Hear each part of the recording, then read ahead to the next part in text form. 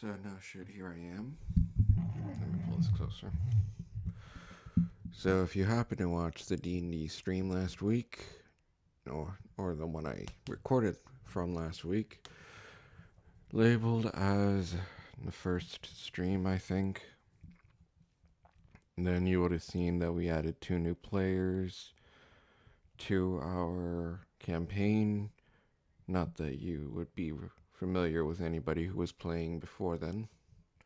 Anyway, uh, the guy playing Ignis, whose whose stand-in art is on screen because I don't have proper art for him. Yeah, he's gone. He was intolerable, making up shit that made no sense. It took me 6 whole days. Literally, our next session is tomorrow. 6 whole days to work up enough calmness to just record this without being just constantly complaining. It's all on the recording, it's all on the stream. You can see it. So he's gone. I don't know how the Dungeon Master is gonna get rid of his character. I gave my own suggestions. One of which, just like my main one, being that Ignis was just a hallucination from Barovia, because it wouldn't be the first time Barovia has done weird shit just to mess with our heads. And it would be pretty fitting. Other than that, I kind of just wanted to see him get struck by a natural lightning bolt. You know, a million volts of pure, unfiltered wrath of Mother Nature. Let's see you min-max your ass out of that shit. Anyway, moving on from a guy who's no longer here.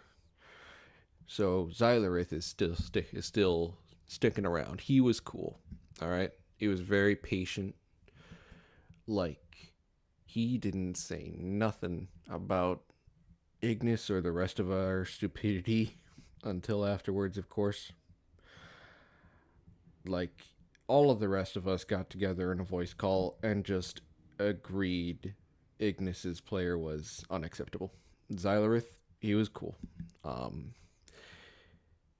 so he's sticking around. And I'll make a quick correction. I said he's in Oath of the Crown Paladin. He's actually, since he hasn't used any of his subclass abilities yet, he still was discussing it, because he's not just a paladin, he's part warlock. He's got a couple levels of warlock, so that he has the Hexblade, which is a pretty good choice for complementing a paladin, because then he can actually, when he's using his melee weapons, instead of strength or dexterity, he can just use his charisma. And charisma is like the spell casting stat for paladins, so like it's a really good choice. He's just trying to figure out like a good subclass to pair with Hexblade. He went Oath of Devotion, but I realized that left one of his, like, that subclass's feature, like, is kind of made obsolete by one of the Hexblade's abilities. So I don't know what he's considering now, but he was talking with the DM about it. Plus, he has a unicorn. He has a freaking unicorn. That's just great. I love that. His fine steed, his horse that he summoned with the fine steed spell, is a unicorn, and that's awesome.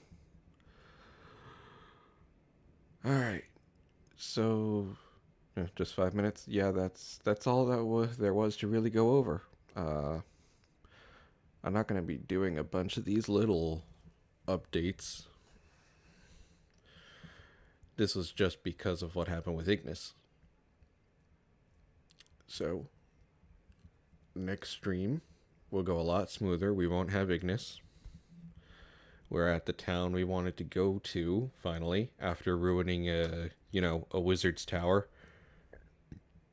destroying it by accident because we're morons. Yeah, Xylorith will probably take lead on puzzles because he's probably better at that than most of us, and we talked about it. So yeah, next stream we're going into Kresic, a village full of chimera, and I think we triggered some kind of wolf attack by destroying the tower. And if those wolves are at Kresic or something, we heard their howling when we got there. So